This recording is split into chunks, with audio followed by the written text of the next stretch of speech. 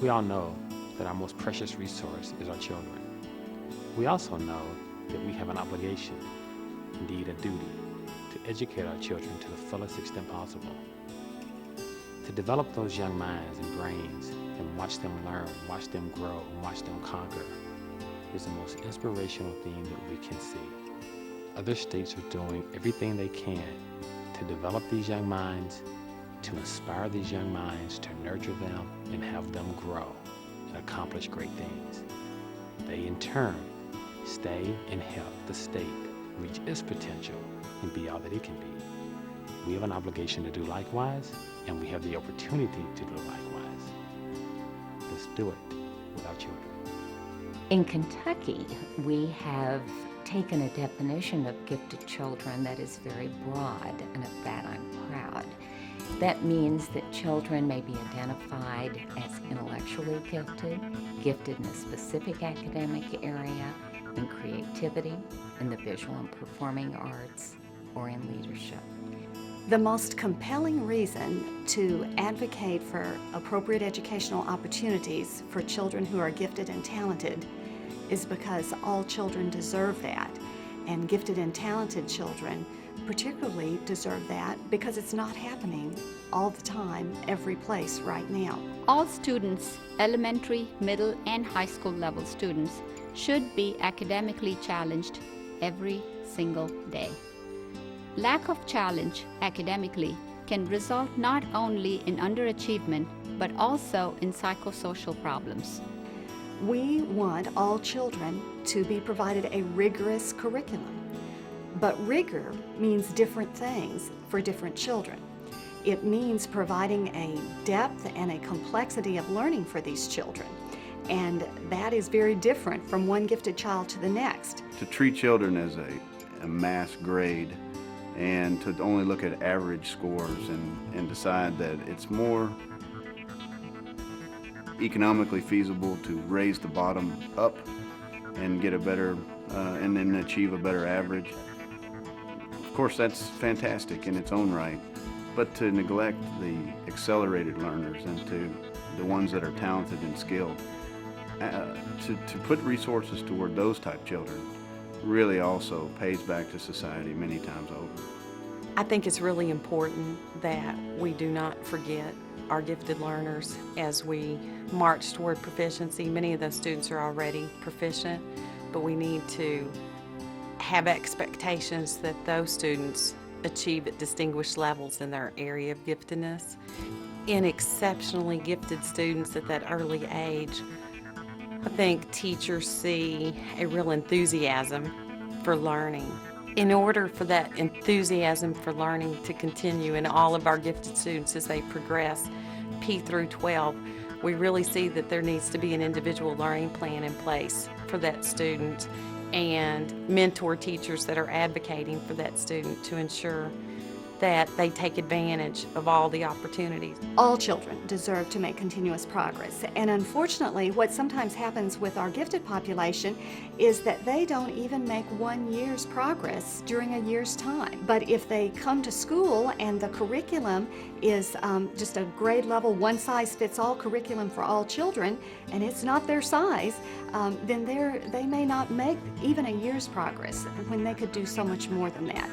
So we're really cheating them if we don't find out what they know and what they're ready to learn. We just think that those students still need that extra over and above instruction and opportunity more than anything else to develop at higher levels. We must do things to address the needs of all students, and that includes the gifted and talented students, because it is our moral and professional obligation to make sure that we've taken the students wherever they are when we get them, and we've propelled them as high as we can in order to help them reach their potential.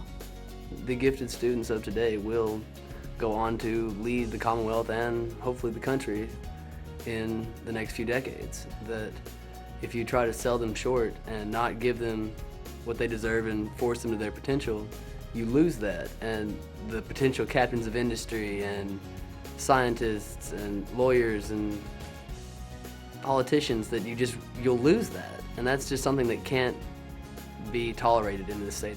It's important that we are able to identify gifted and talented students. I look back on my childhood when I was coming up, and I remember my teacher saying that I had something, and I knew not what that was, but what that was when she was talking to my mother.